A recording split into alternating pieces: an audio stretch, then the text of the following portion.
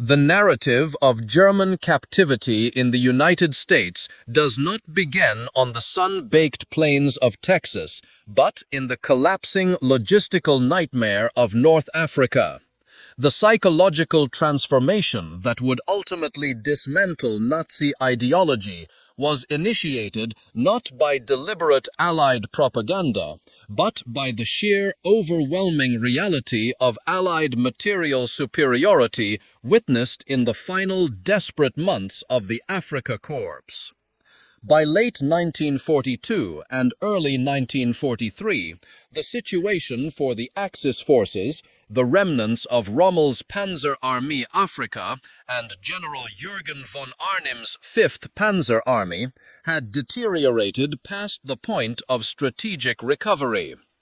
After the decisive British victory at El Alamein, the ensuing Operation Torch saw American and British forces land behind the Axis lines in Morocco and Algeria.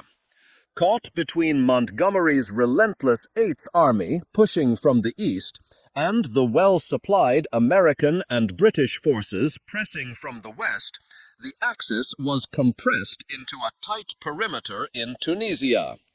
For the soldiers of the Wehrmacht, particularly the hardened veterans of the Afrika Korps who had fought the British to a standstill for years, the final weeks were a cruel contradiction. They were the elite, the desert fighters, men who had driven the British back to Egypt and earned grudging respect even from their enemy commanders. Yet, courage and tactical skill proved utterly meaningless against the deluge of Allied resources. The material avalanche. The difference between the two sides was no longer measured in maneuver or command decisions. It was measured in tons of fuel, gallons of water, and boxes of ammunition. German frontline units often operated on less than a third of their minimum required fuel, leading to entire panzer divisions becoming immobile targets. Food rations were meager, sanitation was non-existent, and medical supplies were almost completely exhausted. Malaria and dysentery were responsible for more casualties than enemy fire. In contrast, the Americans were an almost mythical force. Captured German logistics officers reported with disbelief that American soldiers possessed a supply chain that felt infinite. They attacked not just with superior numbers, but with freshness. Fresh troops, fresh tanks, and an unceasing supply of artillery shells that pounded German positions day and night. The moment of final collapse came on May 13, 1943. General Hans-Jürgen von Arnim, Rommel's replacement, formally surrendered. The scale of the capture was unprecedented. An estimated 250,000 to 275,000 German and Italian soldiers were suddenly prisoners of war. The numbers varied wildly in the following days as scattered units, cut off and starving, continued to walk out of the desert to give themselves up. The psychological impact of this mass surrender was profound. These were not the ragtag soldiers of a satellite state. These were the Wehrmacht's finest desert fighters. Their defeat was an admission that material power, the very thing the Nazi regime promised but failed to deliver, was the deciding factor. Among the newly captured was Hauptmann Friedrich Radke, a dedicated officer and decorated veteran, holder of the Iron Cross First Class, who had seen action in the France campaign and was wounded twice in North Africa. Radke's diary, later recovered from the National Archives, forms one of the most compelling primary sources for historians. His initial entries reflected not fear, but bewilderment. How could a nation described by Reich propaganda as decadent and inferior produce such an endless torrent of mechanized warfare? Processing at Oran, the precision of the enemy. The journey to revelation began immediately in the large makeshift camps near the port of Oran, Algeria. The Wehrmacht prisoners, accustomed to their own high standards of organizational precision, were astonished by the American Army's efficiency in processing the massive human tidal wave. Over several weeks, American forces handled tens of thousands of POWs daily. The entire process was conducted with an organizational precision that surpassed anything the Wehrmacht had achieved, even during the peak of its early victories. The operation was executed with cold, almost clinical efficiency, but also with strict adherence to the Geneva Convention. Prisoners were immediately subjected to identity documentation. Identity cards were photographed, indexed, and filed. This bureaucratic feat alone, processing hundreds of thousands of enemies in a hostile environment, was a demonstration of logistical capability. DUA, medical screening and care. Exhausted, malnourished, and often disease-ridden soldiers were given thorough medical examinations. Crucially, they were administered inoculations, a measure that spoke of American forethought regarding public health and the humane treatment of captives, rather than simple military expediency. 3. Rights and regulations. American officers, many of whom had been specifically trained in German and European culture for this moment, explained the prisoners' rights under the Geneva Convention in fluent German. This formality, this adherence to international law, felt completely alien to minds conditioned by the brutal morality of the Nazi regime. The first taste of propaganda turned reality. For the German soldier, indoctrinated in the belief that the Americans were a weak, disorganized mongrel race incapable of sustained effort, the most immediate and visceral shock came with the food. In North Africa, the typical German daily ration was a thin, watery soup, a small portion of black bread, often stale, and perhaps a few ounces of canned meat if luck prevailed. Fresh food was a myth. In the hastily constructed cages at Oran, the meals were not just adequate, they were gargantuan by Wehrmacht standards. Obergefreiter Hans Mühlbauer, captured with the 21st Panzer Division, perfectly captured the moment of initial cognitive dissonance in a letter written months later. In the cage at Oran, while we waited for ships, the Americans fed us better than we had eaten in 6 months of desert warfare. White bread, real coffee, meat twice a day. We thought it was propaganda, that they were trying to impress us. We didn't realize this was their standard military ration. The presence of white bread was particularly stunning. In Nazi Germany, the superior white flour was reserved for the elite and the party. The common citizen ate dark rye bread. This simple foodstuff, handed out freely and carelessly, immediately undermined years of Nazi rhetoric about Aryan superiority and economic organization. The prisoners expected cruelty, or, at best, bare subsistence. They received abundance. This was the first undeniable crack in the Nazi worldview. A society that could feed its enemies this well must possess resources beyond comprehension. The ships of unbelievable speed. The second major step in the journey of doubt was the transit across the Atlantic. The prisoners expected to be crammed into rusty, uncomfortable transport vessels.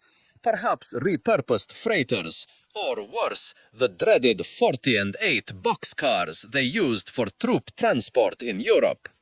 Instead, they were loaded onto Liberty ships, the symbol of America's manufacturing miracle.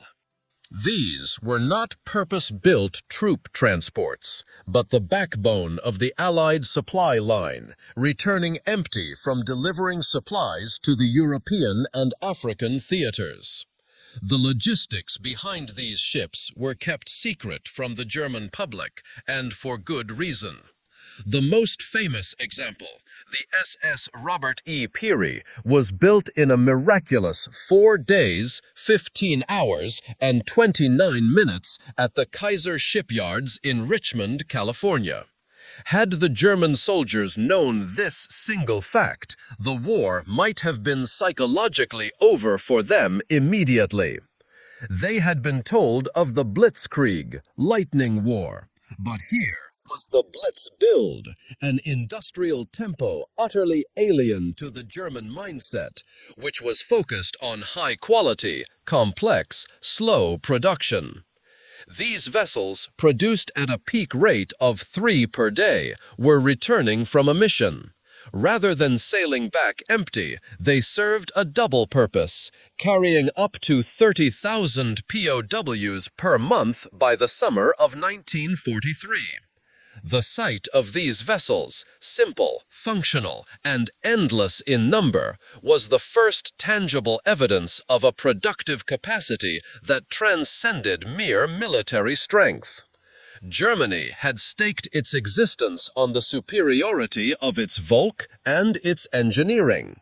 The Liberty ships provided overwhelming evidence that American industrial democracy could out-engineer, out-build, and out-produce the Reich simply through scale and speed. The journey to America was not just a passage across an ocean. It was a forced educational voyage into the vast and terrifying reality of the American arsenal. End of Chapter 1. Approx 1180 kata.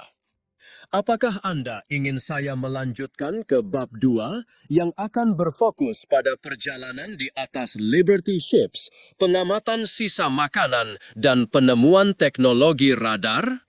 The 2-week transatlantic crossing in the summer of 1740 was intended by the U.S. Army to be a simple logistical necessity, moving human cargo from the Mediterranean theater to the United States.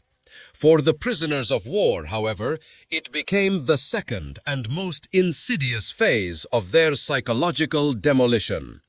Confined aboard the utilitarian, rapidly assembled vessels, the German soldiers found themselves in a floating classroom where every sight and sound served as an undeniable refutation of Nazi propaganda. The psychological warfare was conducted not by lecturers or political officers, but by the American supply chain itself. The soldiers had been indoctrinated to believe that the U.S. was a nation of materialistic weaklings, its industrial capacity inflated by Jewish media control. The Liberty ships, though crudely built, represented an unanswerable mathematical argument against that lie. The mathematics of production. The scale of the Liberty ship program was a staggering concept that slowly dawned upon the educated officers among the POWs. They learned through conversations with the guards, or perhaps through intercepted documents, that the vessel carrying them was not unique, but one of a continuous stream. Ultimately, 2,700 Fitzapuri Liberty ships would be built during the war. Lieutenant Colonel Wilhelm von Steuben, whose family traced its military lineage back to Frederick the Great and epitomized Prussian aristocratic pride, later reflected on the implications. We had focused our entire national effort on building U-boats, complex, perfectly engineered, but few in number. We were defeated by simple repetition. These American vessels were not beautiful, but they were sufficient.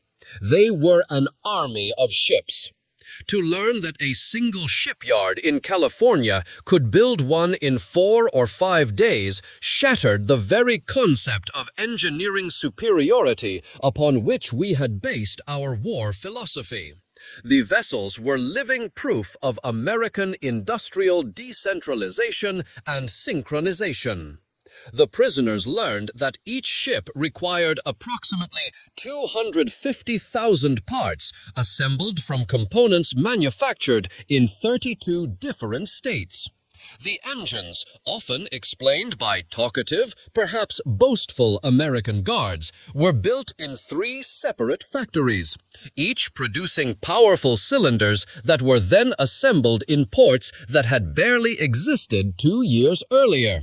For a German war machine that valued centralized control and meticulous, slow craftsmanship, this decentralized speed was incomprehensible.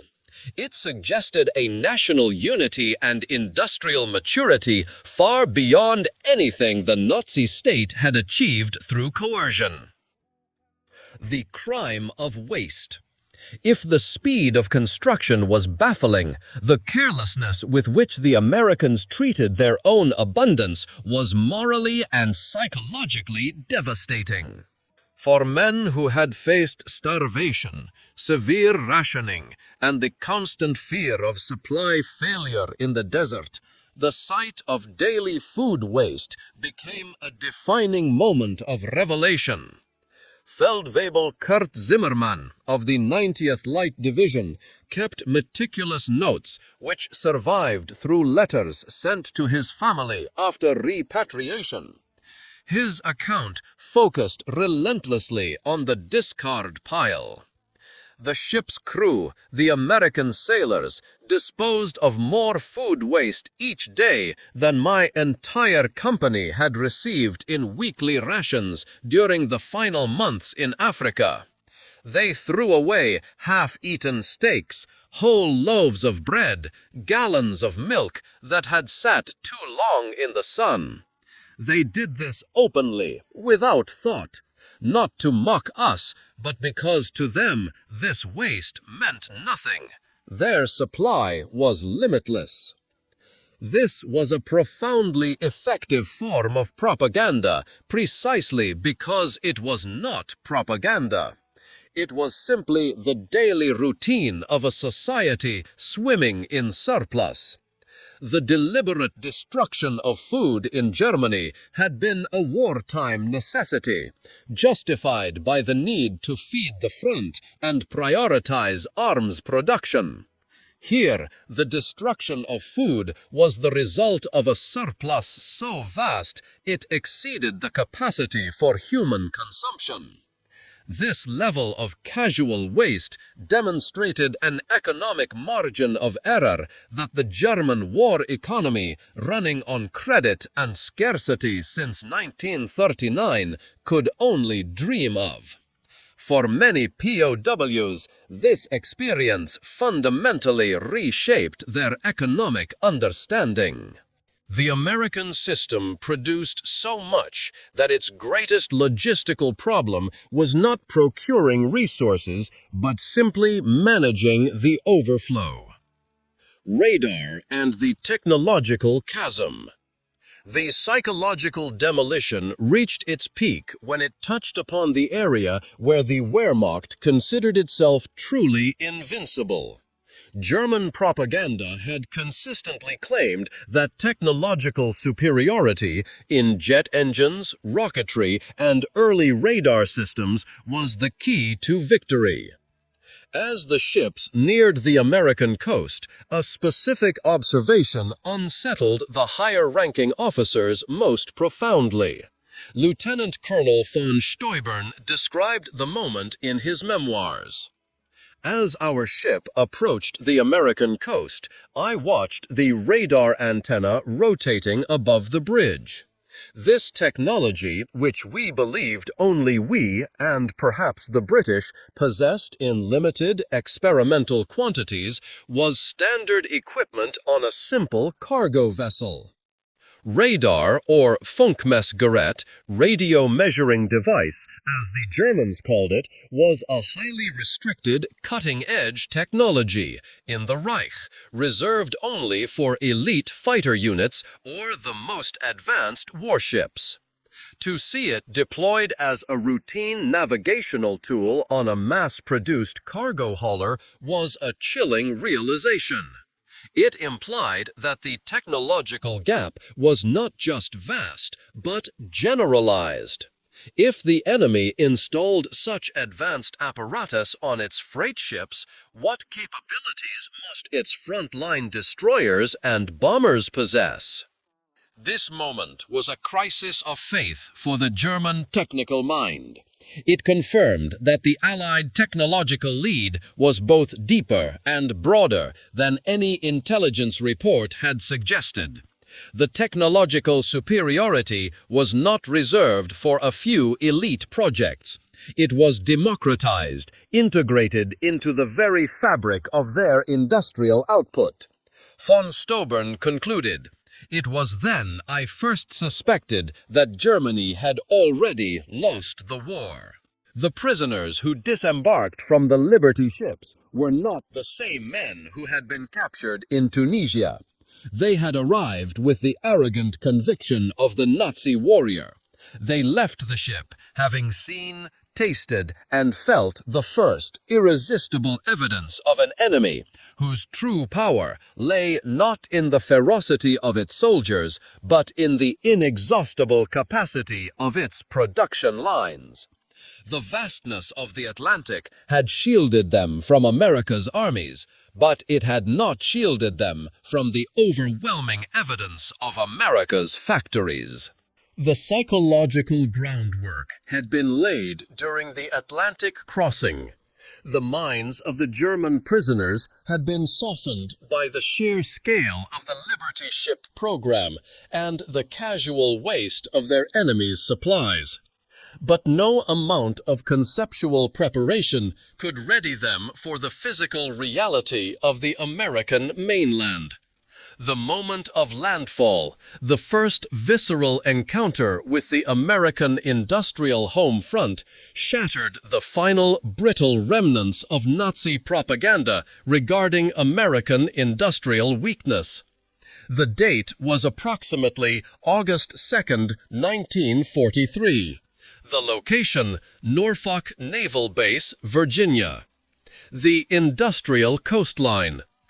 The sight that greeted the thousands of disembarking prisoners was not merely a military dock, but an industrial phenomenon. The Norfolk base sprawled across an astonishing 4,300 acres, its docks stretching for miles in every direction.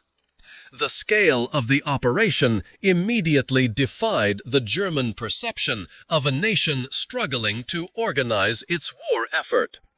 German engineers and logistics officers, trained to meticulously calculate efficiency and throughput, were left speechless by the sheer volume of material moving through the port.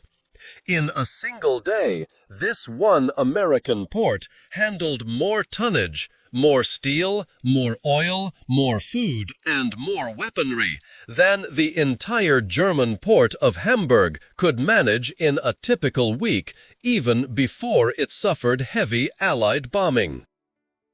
Gefreiter Johann Weber, a factory worker from the Ruhr before his conscription, possessed an inherent understanding of industrial production. He meticulously counted the visible evidence of this power in his secret diary. "I counted 47 cargo ships in various stages of loading or unloading. 47 simultaneously. Back home, to see even 5 ships operating at once in Hamburg was a matter of national pride. But here, 47 was routine."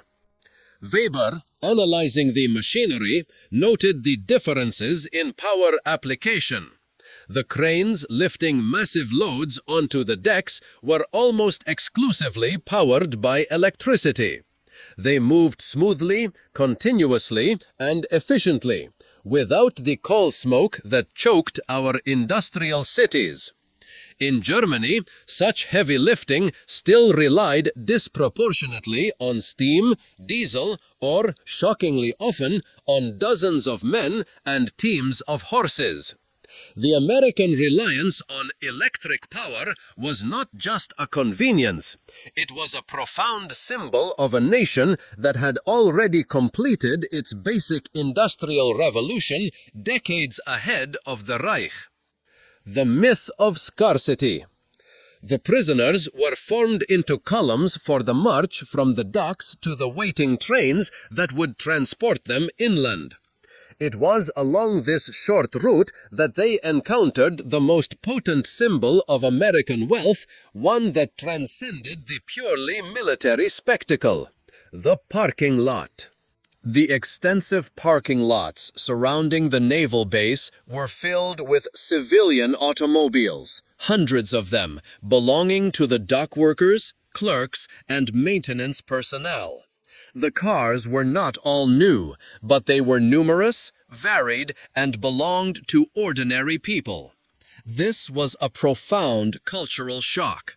In Nazi Germany, private automobile ownership was a status symbol, a privilege reserved almost exclusively for the wealthy, the professional class, and high-ranking party officials. The much-touted Volkswagen, the people's car, which had been promised to the German folk since 1934 as the emblem of social progress under Nazism, remained a propaganda dream. Fewer than 1,000 had actually been delivered to civilians by the time the war began. Its factories were immediately diverted to military production. Here, ordinary American laborers, men and women performing manual work, drove their own cars to their jobs. This demonstrated a material comfort, a democratization of wealth, that Nazism had promised but utterly failed to deliver. The sight suggested that in America, the common man enjoyed a standard of living that even German officers rarely attained. From boxcar to Pullman, the prisoner as tourist. The final insult to the German mindset before the journey began was the mode of transport itself. German military transport was defined by efficiency and austerity. Troops were moved across Europe in boxcars, often the infamous 40 and 8 wagons, designed to hold Empire 40 men or 8 horses. These were cold, uncomfortable, and crude, reflecting the German philosophy that soldiers should endure hardship. The POWs expected, at best, boxcars or perhaps simple freight wagons. Instead, they were marched toward full-scale passenger coaches. The waiting train was composed of Pullman cars, equipped with padded seats that converted into comfortable sleeping berths. Dining cars, featuring white tablecloths and, astoundingly, silver cutlery. Observation cars, with panoramic windows offering full views of the passing American landscape. Hauptmann Radke recorded the absurdity of the moment, writing, "We boarded like tourists, not prisoners." The American guards themselves seemed almost embarrassed by the opulence they offered their enemies. One sergeant reportedly apologized to a group of bewildered German officers that the air conditioning wasn't functioning perfectly in their car. Air conditioning! It was August, and the concept of such a utility, much less its use for enemy captives, defied belief. In the minds of the POWs, such luxury was only imaginable in the private trains of the highest party leadership, Hitler or Goering. The journey of observation begins. The 3-day train journey from Norfolk, Virginia to the camps in Texas and Oklahoma commenced immediately, and it would prove to be more destructive to Nazi ideology than any single military defeat. The Americans had placed the Germans in observation cars, giving them unrestricted, panoramic views of the very society Nazism had sought to destroy. As the trains rolled through the cities and towns of Virginia, Martinsville, Danville, Greensboro, the prisoners pressed their faces against the glass, witnessing an America that propaganda had claimed could not exist. Every small town blazed with illumination. Communities that in Germany would have been fortunate to have a single electric street lamp displayed glowing shop windows, dozens of electric signs, and houses with lights burning in multiple, seemingly empty rooms. The trains passed factories running full night shifts, their windows glowing, parking lots full even at midnight.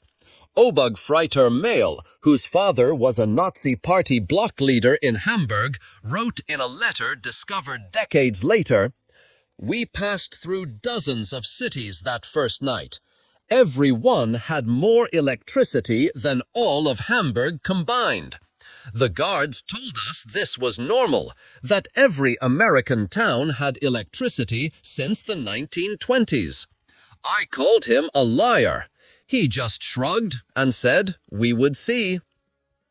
Mell's assertion that every small American city outshone the largest industrial center of the Third Reich was the dawning realization of the catastrophic gap in infrastructure and resource distribution.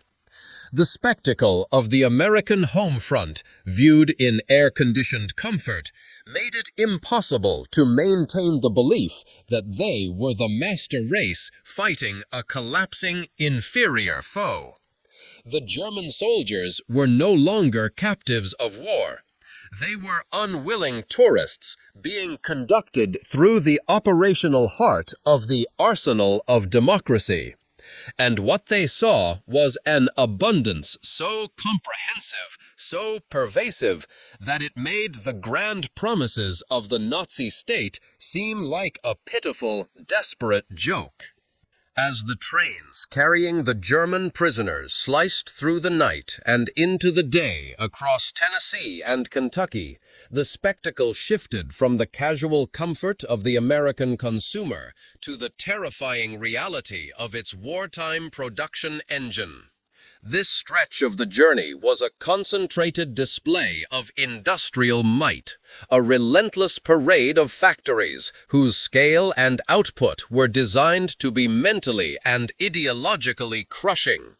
The route provided an unparalleled view of the arsenal of democracy running at peak capacity, contradicting every assertion made by Joseph Goebbels' propaganda ministry that America was too focused on luxury and too decadent to sustain a serious war effort.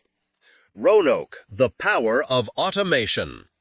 An early stop for water and coal in Roanoke, Virginia, provided a micro-lesson in American efficiency. Used to the cumbersome, time-consuming operations of German railway logistics, the prisoners watched in disbelief as the American railway workers completed the refueling and maintenance in approximately 30 minutes, a task that would have consumed at least 2 hours in Germany. The difference lay in the automation. Automated coal loaders, electric water pumps, and mechanized lubrication systems demonstrated a technological investment designed to save time and labor. Feldwebel Hinrich Müller, an electrical engineer who had worked for Siemens before his conscription, made a series of calculations in his head. Every aspect of the operation was mechanized. They applied electric power to solve problems of simple movement. The single railway yard we stopped in used more electricity in 1 hour than my entire district in Berlin used in a day. The waste was magnificent. They left lights burning in empty buildings. Electric fans ran in vacant rooms. It was the carelessness of infinite resource. More disturbing to Mueller than the machines themselves was the casual wealth of the workers. These railway laborers wore leather boots that would have cost a German worker 2 months' wages. They drank ice-cold Coca-Cola from glass bottles and discarded the empties into bins without a second thought. They smoked expensive American cigarettes continuously, stubbing them out half-finished. This pervasive low-level prosperity among ordinary workers suggested a fundamental difference in economic structure that transcended wartime shortages. The powerhouses of the South. As the train moved deeper, the scale of individual manufacturing plants became physically overwhelming. The Alcoa aluminum plant in Tennessee stretched for 3 miles along the river. Aluminum, the lightweight metal critical for aircraft production, was the single most constrained resource in the German war effort. Yet here was a single American facility whose electric furnaces consumed an astonishing 175,000 kilowatts of power, more electricity than was available to run the entire German city of Munich.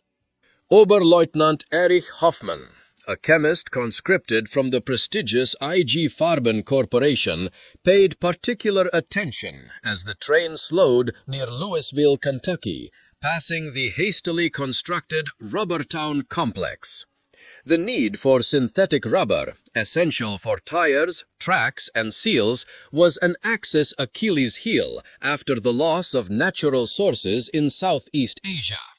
Hoffmann, an expert in the field, was granted a horrifying view. I knew those plants. I could see the distillation columns, the catalytic crackers.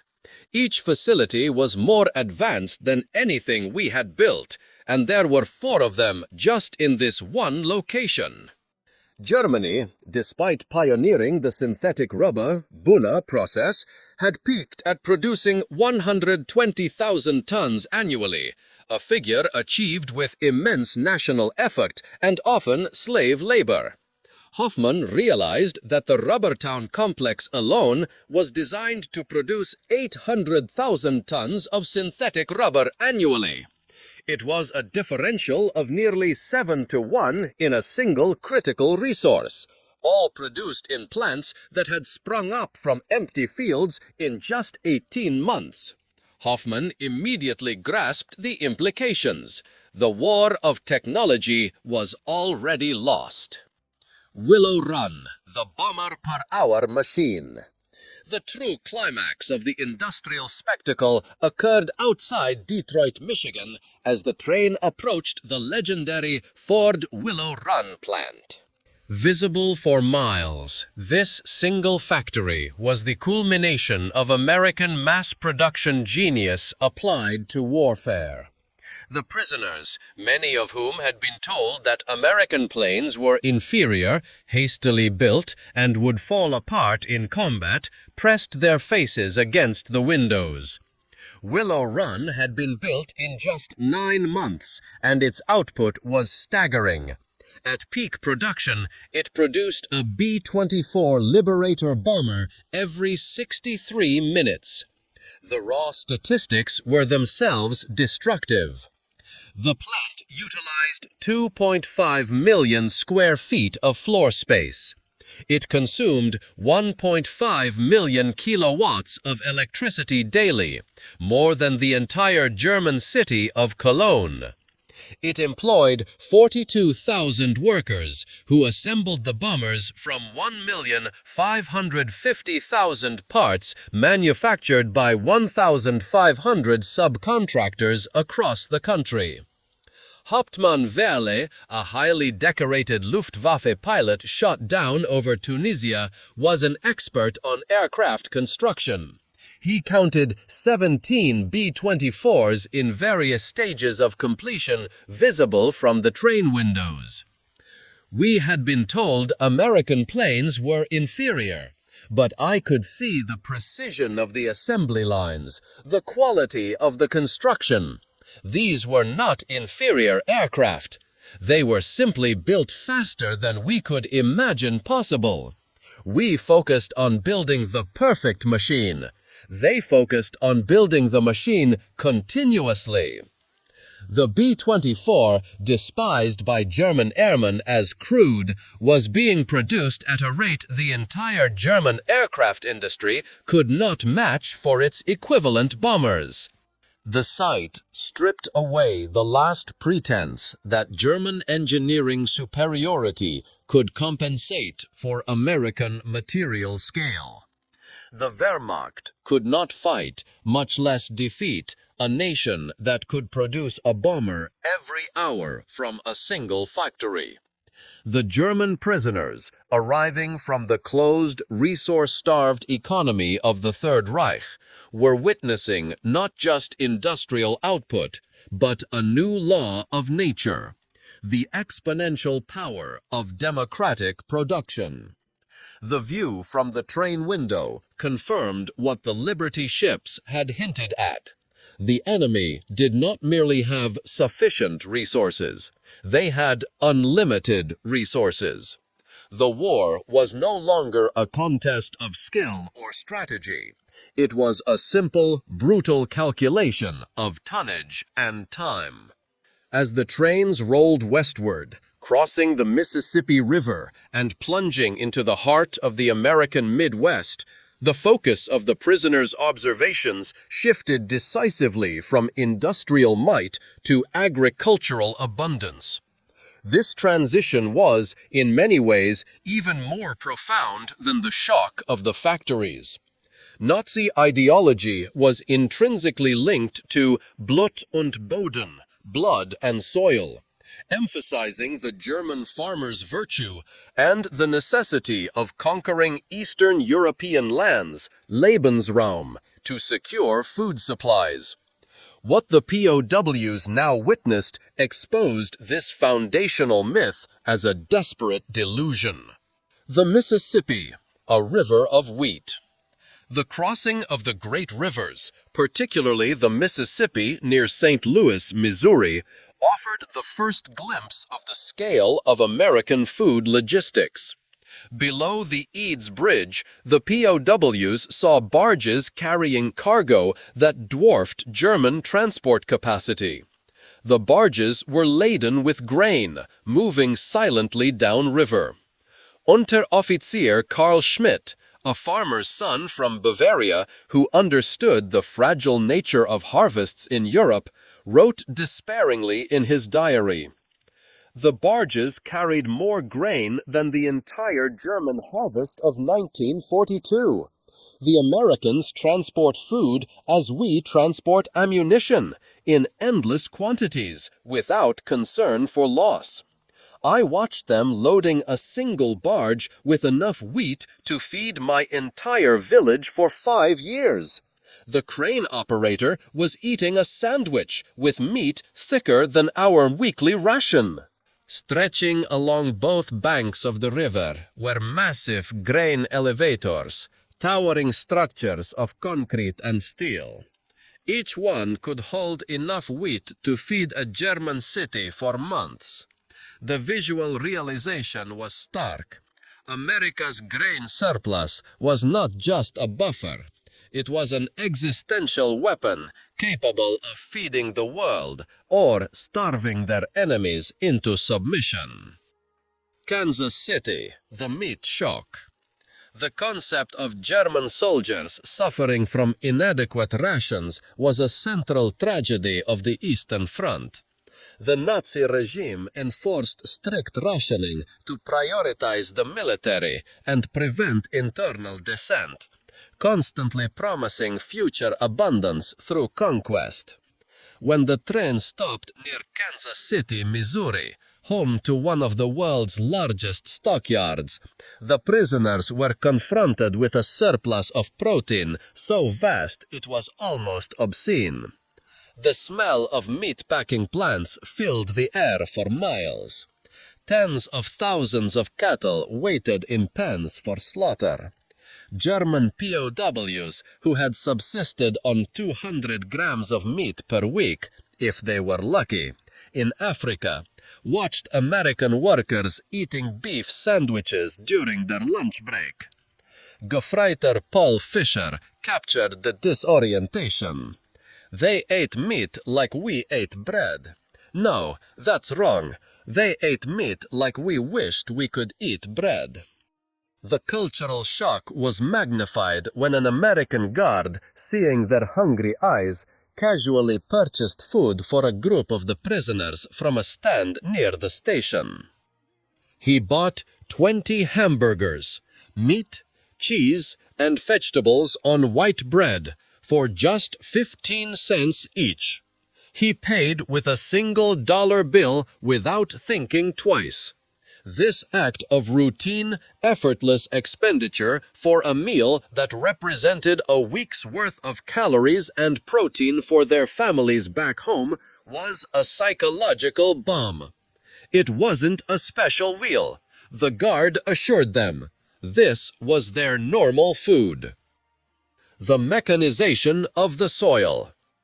As the POWs were eventually transferred from the trains to labor battalions in the American heartland, such as the sugar beet fields of Nebraska or the wheat plains of Kansas, the reality of American agricultural mechanization delivered the final blow to the Blut und Boden myth.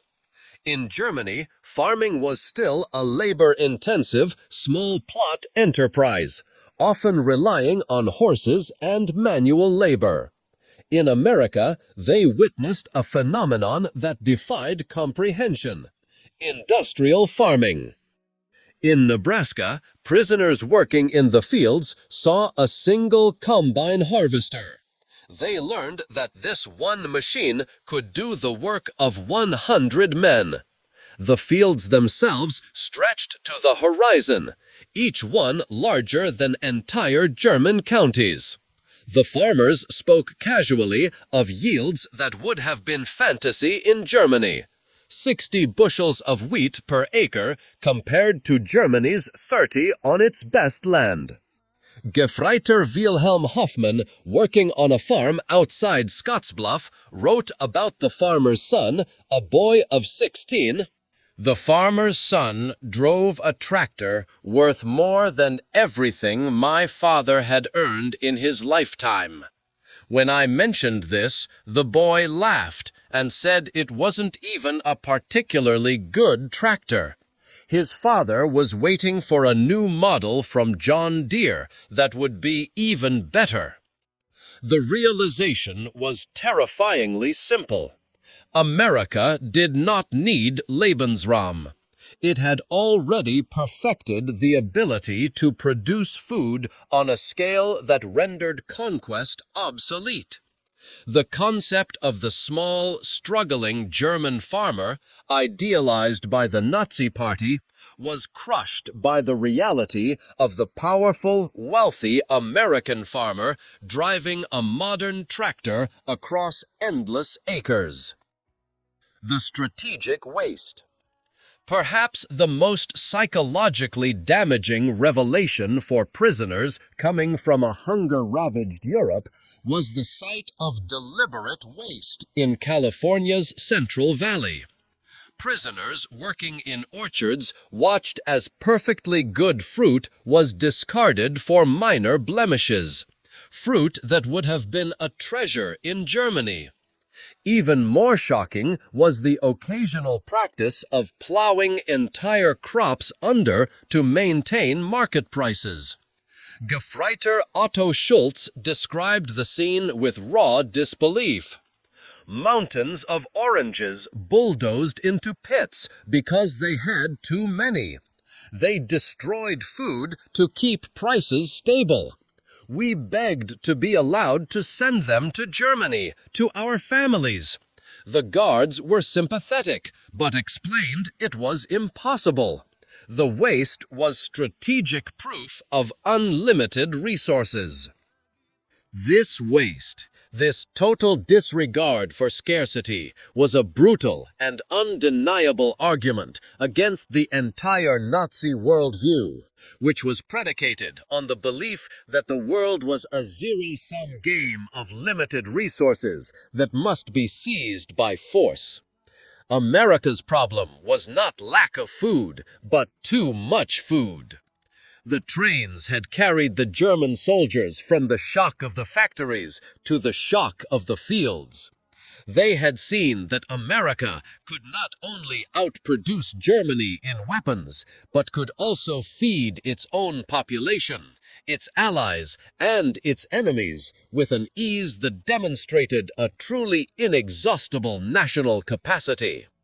The final lesson was clear.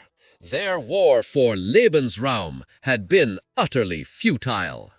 The destination of the long train journey was the prisoner of war camps themselves, facilities like Camp Hearn, Texas, Camp Shelby, Mississippi, or Fort Kearny, Rhode Island. For the German soldiers, conditioned to the harsh austerity of military life and the deprivations of the home front, the camps provided the final, comprehensive assault on their preconceptions. The conditions were not merely adequate. They were a study in American abundance and democratic confidence. Housing and amenities. The civilian shock. The construction of the camps was itself a testament to American efficiency. Over 500 camps were eventually established across 45 states, with main camps often built in an average of 90 days. These were not the rudimentary, barbed wire enclosures of European transit camps. The POWs were housed in wooden barracks that provided facilities far superior to the cold water flats many of them had grown up in back in Germany. Each building was equipped with electric lighting, used freely without rationing or blackout restrictions, flush toilets, a modern sanitation luxury not yet ubiquitous in German working-class districts, hot showers, available regularly, a stark contrast to the scarcity of water they endured in North Africa, steam heat, ensuring comfort even during harsh winters. The contrast was captured by one prisoner, who noted that each simple wooden barrack was constructed with more lumber than entire German villages possessed, due to wartime timber restrictions. These were not places of punishment, but of standardized functional comfort designed to strictly adhere to, and often exceed, the requirements of the Geneva Convention. The penicillin revelation in the hospital. For the medical personnel among the POWs, the camp hospitals delivered the deepest shock. Oberstleutnant Dr. Friedrich Bauer, chief surgeon of the 164th Light Division, found himself assigned to a facility that was better equipped than most German civilian hospitals still operating in 1943. The American standard provision for enemy prisoners included X-ray machines, advanced diagnostic tools that were often unavailable outside of major German university hospitals, surgical equipment, supplies that had been unavailable in Germany since 1941 due to the Allied blockade, pharmaceutical stock, a vast inventory that demonstrated a supply line entirely decoupled from wartime shortages. The most powerful revelation was the presence and free use of penicillin. Discovered by Fleming and developed by the Allies, penicillin was a miracle drug that German doctors had only heard rumors about, often dismissed as British or American fantasy. Dr. Bauer later testified, "They had penicillin, this miracle drug that we had only heard rumors about. They used it freely, even on prisoners with minor infections. German soldiers were dying for want of basic sulfur drugs, and the Americans were giving us their most advanced medicine without hesitation. This was not just technology. This was the confidence of absolute power. The willingness to dispense their most critical, cutting-edge drug to their enemies underscored a profound national confidence and a level of production that made wartime prioritization seem unnecessary. It was a tangible expression of American humanity, backed by industrial capacity." The kitchen, the temple of surplus. The camp kitchen was arguably the most effective classroom for economic re-education. Prisoners assigned to cooking duties, often former chefs or bakers, were given the task of preparing meals for up to 5,000 men using equipment previously unimaginable. They worked with walk-in refrigerators, electric mixers, automated dishwashers, and gas ranges capable of serving large volumes efficiently. The daily ration was robust: fresh milk, eggs, meat, vegetables, and, critically, abundant white bread. The quantities far exceeded what German civilians had seen since before the war. Feldwebel Otto Krebs, a former hotel chef from Munich, documented the emotional difficulty of his kitchen duties. "Today, we threw away more food than my family has seen in 3 years. Not spoiled food, simply excess." The American regulations require we prepare 10% more than needed to ensure every prisoner receives full rations. The surplus is discarded. I wept as I threw perfectly good bread into the garbage. This strategic waste was a deliberate policy designed to combat the psychological effects of scarcity. It was a demonstration that America was so secure in its resources that it could afford to be inefficient, even wasteful with its food, to ensure dignity and adherence to international law. For minds shaped by scarcity, witnessing this ritualized destruction of food was an unforgettable, gut-wrenching lesson in limitless resource capacity. The thirst for knowledge. With their basic needs met, and often exceeded, the POWs were granted the mental space to seek intellectual engagement. This led to a boom in educational programs, often facilitated by the U.S. Army's Special Projects Division.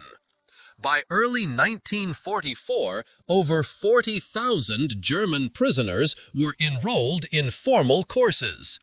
The subjects were wide-ranging: English, American history, mathematics, and sciences.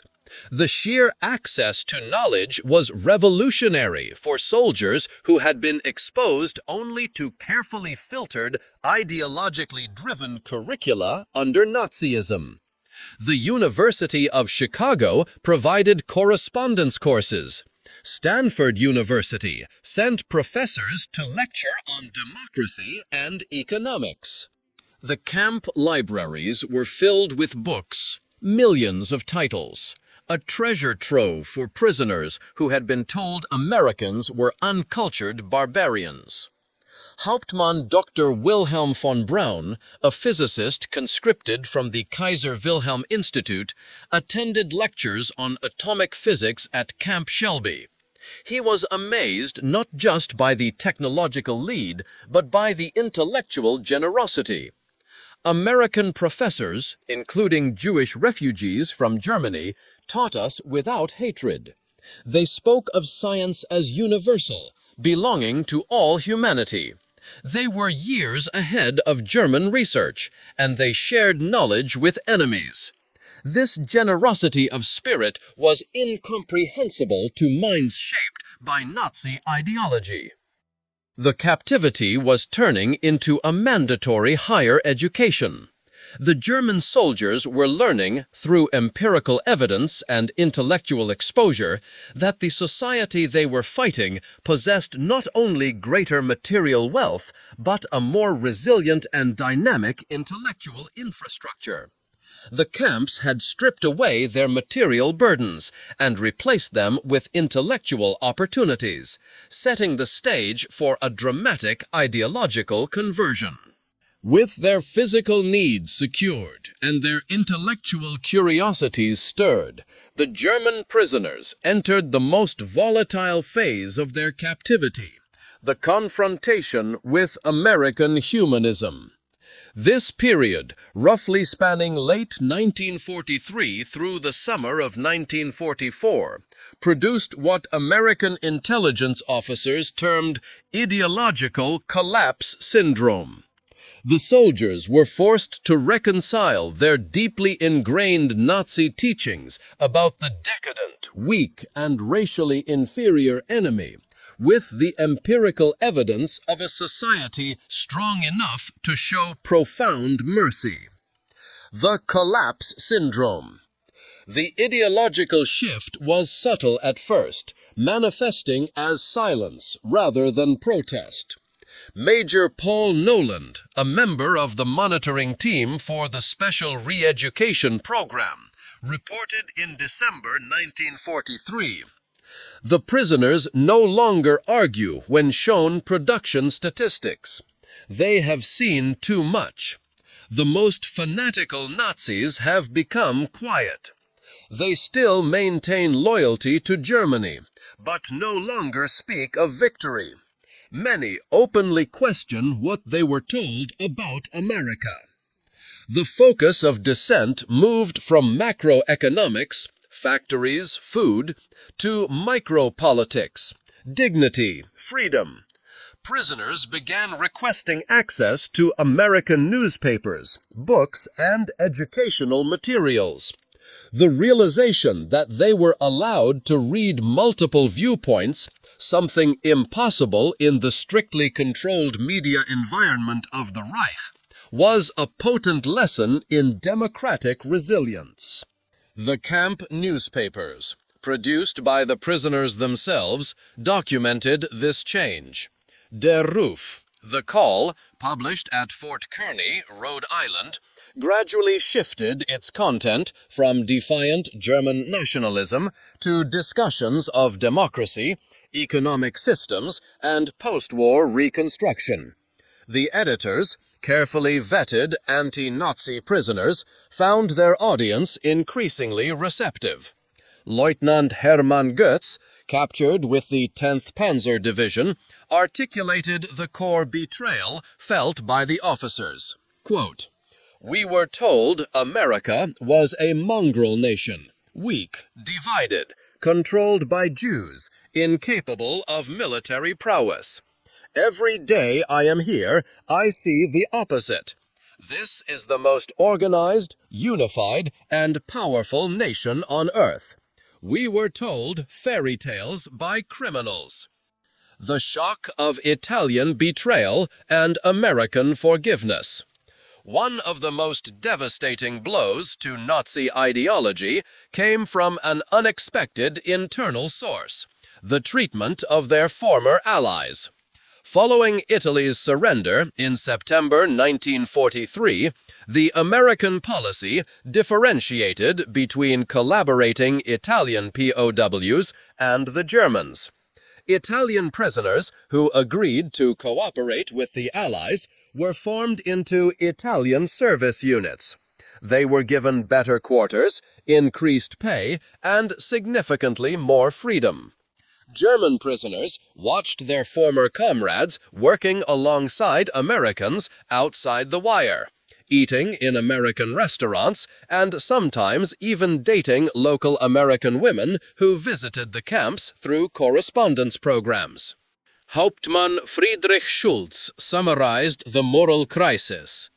The Italians betrayed us, yet they are treated better than we treated them as allies. They work freely, earn money, send packages home. The Americans show them no hatred. This democracy we were taught to despise appears more honorable than our own system. The Nazi code was based on hierarchy, loyalty, and brutal punishment for betrayal. The American response, which was forgiveness, integration, and reward, revealed a moral strength that defied the Nazi understanding of power. This policy effectively drove a wedge between the German self-image, the honorable fighting warrior, and the reality of the American victor, the generous, confident power. Christmas 1943. Charity toward the enemy. The final and perhaps most profound psychological impact occurred during Christmas 1943. American organizations, churches, and civic groups undertook a massive effort to send gifts to the very men who had been trying to kill their sons and husbands just months earlier. The statistics alone were incredible. 500,000 Christmas packages were sent to the German POWs. Each package contained cigarettes, candy, toiletries, and games. The outpouring of local community kindness was even more impactful. At Camp Hearn, Texas, the local Methodist church choir performed Christmas carols in German for the prisoners. Women from Hearn sent in homemade cookies and cakes. Boy Scouts delivered handmade Christmas cards. This deliberate act of Christian charity toward enemies utterly shattered the last remnants of Nazi racial theory and the doctrine of total war. Oberleutnant Walter Müller, whose brother had died in the bombing of Hamburg, wrote, "They know we are their enemies. Many have sons and husbands fighting against our armies. Yet they show us Christian charity, not propaganda, but genuine kindness. What kind of people treat enemies this way? Only those absolutely certain of victory and secure in their power." The Christmas feast itself, documented vividly by the prisoners, became the pinnacle of the abundance lesson. They were served turkey, ham, mashed potatoes, gravy, vegetables, pies, and ice cream. Quantities of food that Germany had not seen since before World War I. Feldwebel Hans Sauer wrote, "We ate like kings, better than German generals eat, better than party leaders." And this was not special.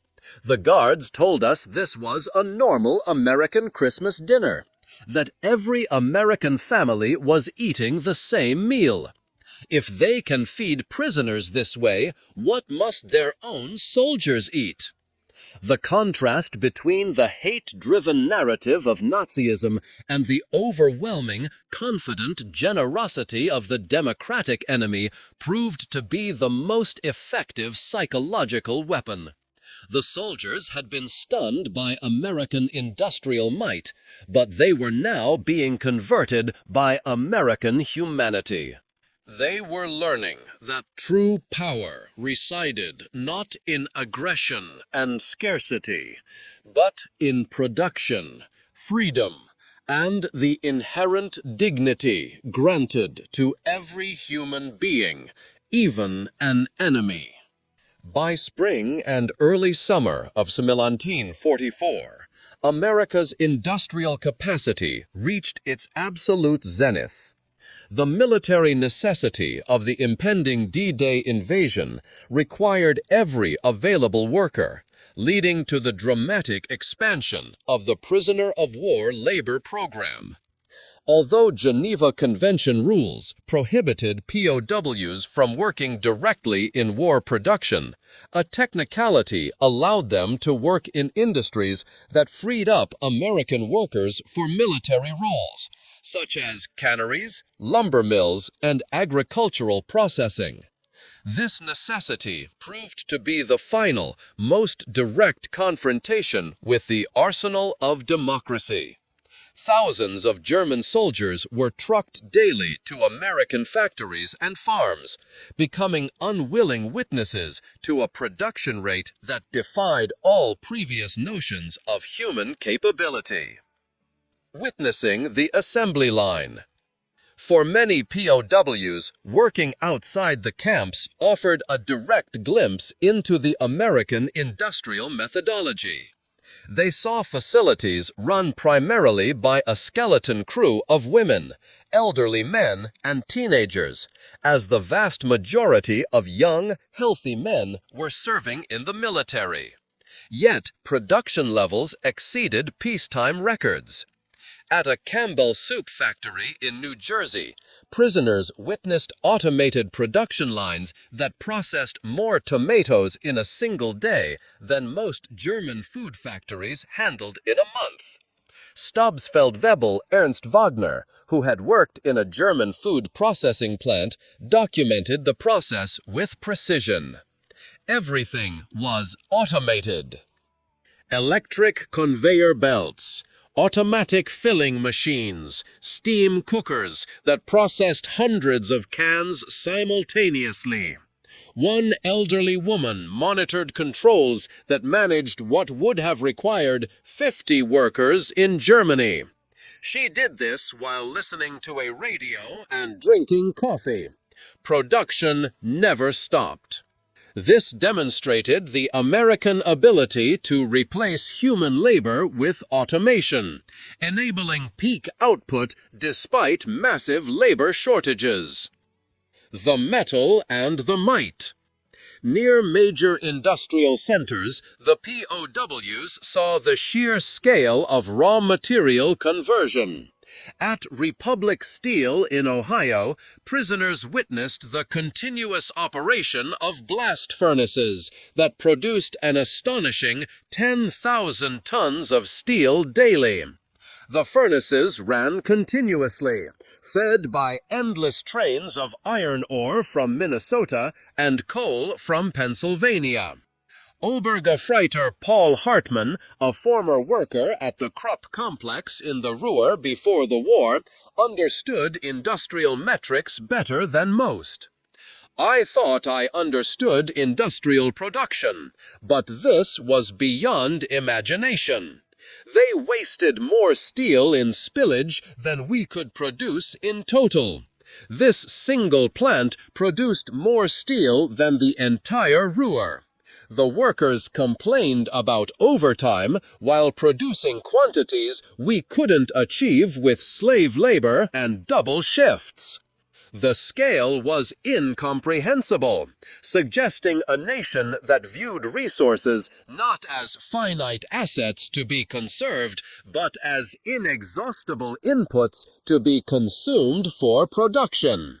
Further south, at the Higgins Boat Factory in New Orleans, prisoners were assigned to unload steel destined to become landing craft for the impending invasion.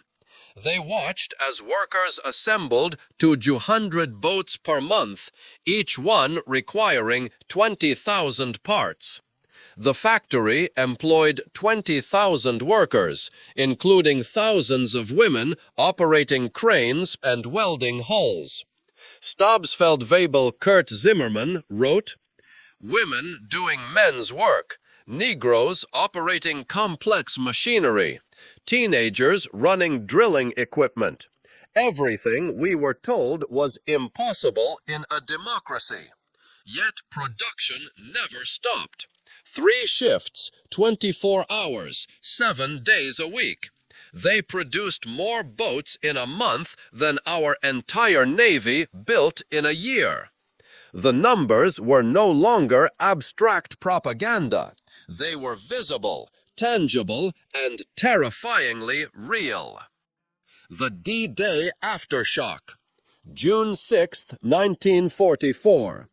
The news of the Normandy invasion reached the camps, marking the final ideological collapse for many of the remaining hardliners. The sheer scale of the operation, reported on camp radios and later confirmed by newsreels shown to the prisoners, was a logistical impossibility according to the German military doctrine. The figures were devastating. 6,000 ships, 11,000 aircraft, and 150,000 men in the first wave. The prisoners at Camp Shelby watched newsreels that showed the endless streams of ships, the artificial harbors, Mulberry, and the supply system that delivered 15,000 tons of supplies daily across open beaches. They watched their homeland being crushed by the very nation they had been told was too weak and fragmented to fight a successful offensive. Oberst Friedrich von Steuben wrote, "We knew then that everything was lost, not just the war, but the entire Nazi project. We had challenged the world's greatest industrial power with fairy tales and racial mythology. We sent horses against their trucks, rifles against their automatic weapons, courage against their unlimited resources." The military defeat on the Eastern Front could be blamed on terrain, weather, or Stalin's inhumanity. The Allied victory in the West, however, was a clean, irrefutable demonstration of logistical and industrial superiority. The prisoners understood that even the fanatical bravery of the Wehrmacht was irrelevant when faced with an enemy that could simply manufacture victory. The final agricultural lesson. The summer 1944 harvest provided a final, powerful counter-narrative to the ideology of Lebensraum. Working across the Midwest, the German POWs witnessed agricultural production dedicated to feeding the world, not just a starving nation. In Kansas, single combines moved across fields like ships on a sea of gold, each harvesting 100 acres per day. The grain elevators they filled could hold more wheat than Germany imported in an entire year. Unteroffizier Franz Weber, a farmer from East Prussia, realized the war for land had been pointless. One American farmer with machinery does the work that 100 German farmers. They showed me aerial photographies of the wheat fields, thousands of square miles of grain. They could lose half their harvest and still have more than all of Europe combined. By the end of 1944, the combined observations, the boundless steel, the automated food production, the unrelenting pace of war material, and the astronomical crop yields had completed the conversion process. The POWs had arrived believing in German superiority and American fragility. They were leaving as witnesses to a truth that transcended politics. American industrial might was not just overwhelming, it was incomprehensible to minds shaped by scarcity and tyranny. As the Allied armies pushed into the Reich in the final months of the war, the narrative of the German POW experience in America shifted from an economic shock to a profound moral reckoning. The overwhelming material evidence of American power had neutralized the ideological belief in Nazi superiority. The last remaining pillar, the myth of German honor, was about to crumble entirely. The unveiling of horror. April 1945 brought the final, devastating revelation.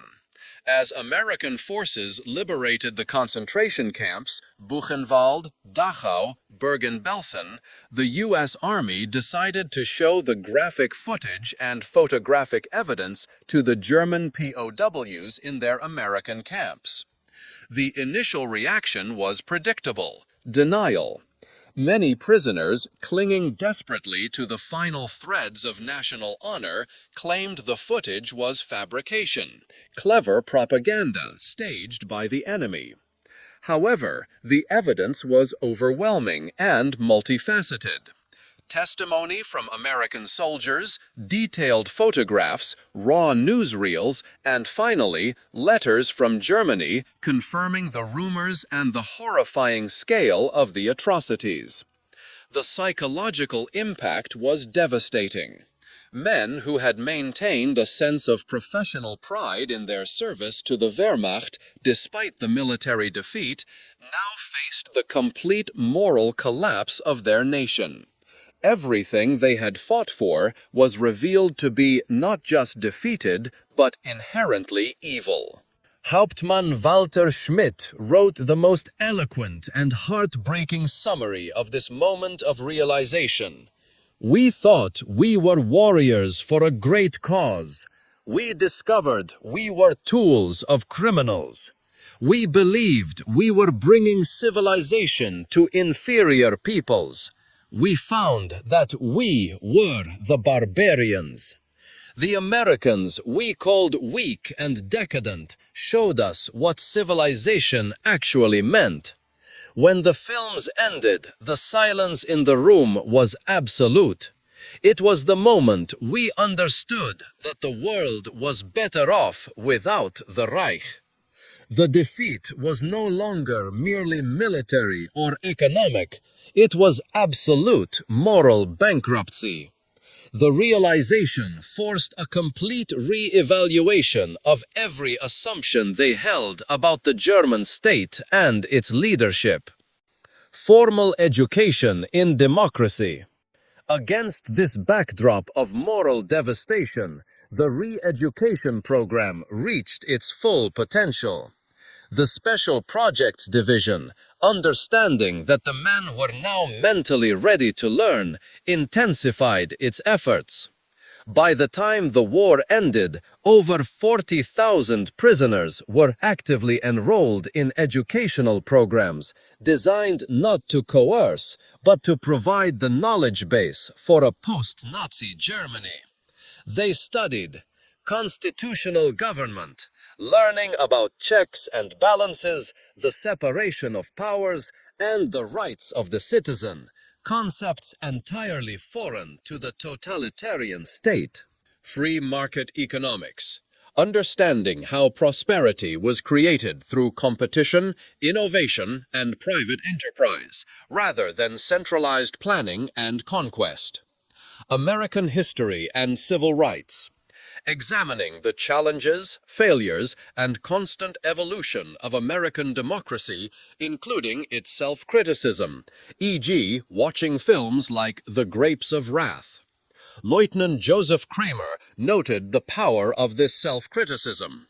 They hide nothing. They show their problems, their failures, their conflicts.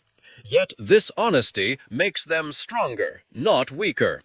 In Germany, such criticism would mean death. Here, it is considered patriotic. The success of the program was self-evident. Prisoners who had arrived as fanatical Nazis began writing essays about democratic reconstruction.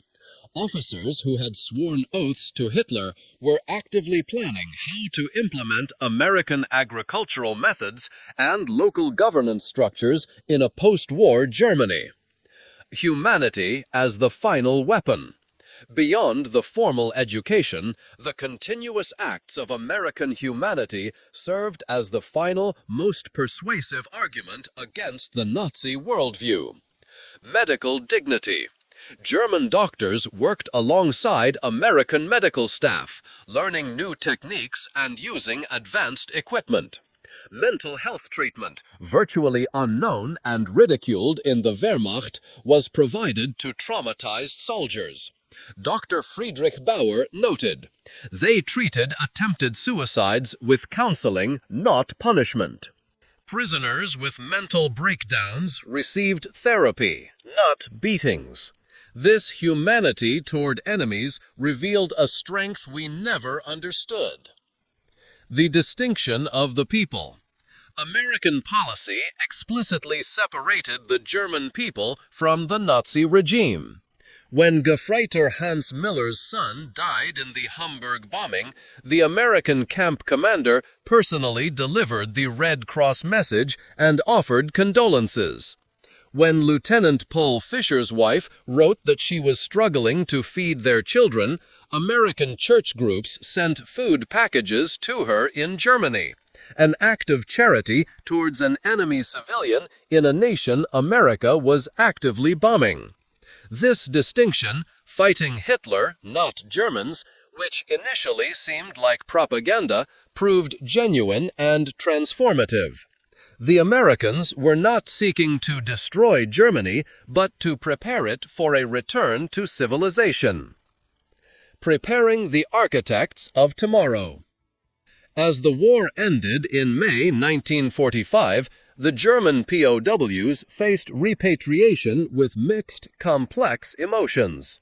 They had witnessed an America that contradicted everything they believed. They had eaten better as prisoners than as soldiers. They had been treated with more dignity by their enemies than by their own government. The last months of captivity were spent solidifying their knowledge. American authorities provided vocational training and political instruction. Crucially, prisoners learned about the concept of the Marshall Plan before it was officially announced, understanding that America would choose to rebuild rather than punish Germany. "They prepared us to rebuild our country," wrote Oberst Friedrich von Steugen. "They gave us skills, knowledge, hope. They transformed defeated soldiers into future citizens." This generosity from victors was incomprehensible to minds shaped by Nazi vindictiveness. The German POWs were returning not as defeated, broken men, but as unwitting ambassadors of democracy and efficiency. Their transformation, achieved not through coercion, but through the overwhelming evidence of a free society's power and grace, was the seed of post-war German redemption. Between 1445 dan 1946, 371.683 German POWs were repatriated from American camps. They returned to a nation utterly defeated, divided, destroyed, and destitute. Yet they brought with them something immensely precious: empirical knowledge of how a prosperous, democratic, industrial society functioned. The German POWs who had experienced American abundance became the unwitting yet highly effective agents of transformation in post-war Germany. The architects of the economic miracle. The soldiers returned with more than just memories. They returned with practical skills, production metrics, and an unbreakable conviction that reconstruction was possible. They had witnessed industry functioning at peak efficiency and a standard of living that exposed Nazi promises as fantasies. They knew how it was done. Many former POWs quickly rose to prominence in West Germany's reconstruction efforts, applying the lessons of decentralization, efficiency, and worker dignity learned in American captivity. Hans Kroll, a prisoner at Camp Shelby, later served as the influential West German ambassador to the United States and the Soviet Union. Walter Hallstein, who taught classes on law and governance at Camp Co, became a key figure in European integration and served as the first president of the European Commission.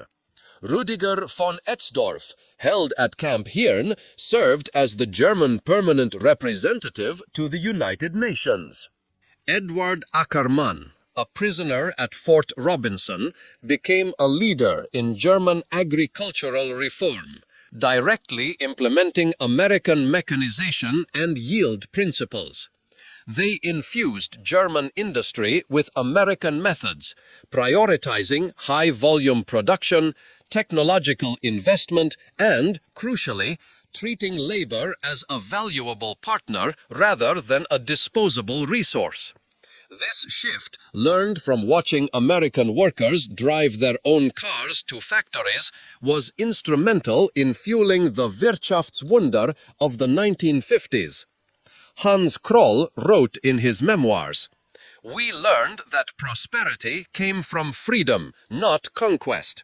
We saw that democracy created wealth, that diversity brought strength, that treating workers well increased production. These lessons, learned as prisoners, shaped the new Germany." Statistics of success. Historians now regard the German POW experience in America as one of the most successful re-education programs in history. Its success lay in its reliance on demonstrable reality over abstract political arguments. The statistics that accompanied their repatriation confirmed the ideological shift. Metric, result, context, treatment assessment, good or excellent, a profound endorsement from former enemies. Ideological shift, 74% believed captivity positively changed their worldview. Only 10% maintained strong Nazi beliefs by 1945. Post-war connection. 12 reboots maintained correspondence with American families. Correspondence often lasted over 3 decades. Escape rate. 0.6% total attempts. 2,222 out of 371,683. 0 successful permanent escapes, indicating low morale for resistance and high physical comfort. The core lesson was that America had won the propaganda war not through clever slogans, but through sheer reality. Every full meal, every electric light, and every working toilet was an argument against Nazism far more powerful than any speech. The return to the source. The lasting bond forged during this unusual captivity was solidified decades later. In 1985, on the 40th anniversary of the war's end, surviving German POWs held a reunion in Austin, Texas. Over 500 former prisoners returned to the United States, many bringing their families, children, and grandchildren to show them where their personal transformation had begun. The speeches given at the reunion dinner captured the essence of their journey. Former Obergefreiter Hans Mayer, who later returned to the U.S. and became a physician, spoke. Life in the camps was a vast improvement for many of us who had grown up in cold water flats in Germany. We discovered running water, central heating, and abundant food. But more than that, we discovered dignity. The keynote address, delivered by former Oberst Hermann Götz, then 70 Delapa years old, summarized the historic transformation for the American audience. We came to America as enemies, as Nazis, as believers in a lie. We left as friends, as Democrats, as men who had seen the truth. America showed us that strength comes not from conquest, but from production, not from hatred, but from diversity, not from tyranny, but from freedom. He continued, We witnessed the arsenal of democracy at full production. We saw farmers who produced food for the world, workers who built the tools of victory, and citizens who treated enemies with dignity. We returned to Germany with a mission to build a society that could create rather than destroy. We who came as conquerors left as students. The auditorium, filled with former enemies and their American hosts, erupted in a standing ovation. The secret weapon. The story of the German POWs stands as a testament to a profound truth. The most powerful weapon in America's arsenal was not military might, but the simple, overwhelming evidence of a free society's capacity to create abundance and practice humanity. The trains that had carried them into captivity in 1943 had transported warriors of the Third Reich. The ships that returned them to Germany in 1946 carried the architects of democracy. They had arrived expecting to find a weak, divided nation on the verge of collapse. Instead, they discovered an industrial colossus of unlimited power and surprising grace. Their journey from Nazi warriors to democratic citizens remains one of the most remarkable ideological transformations in modern history. It proves that sometimes the greatest victories are won not through destruction, but through demonstration, not through propaganda, but through prosperity, and not through hatred, but through humanity. The foundation for the post-war Atlantic Alliance was laid not in diplomatic treaties, but in American prison camps, where former enemies were converted by the overwhelming reality of the truth.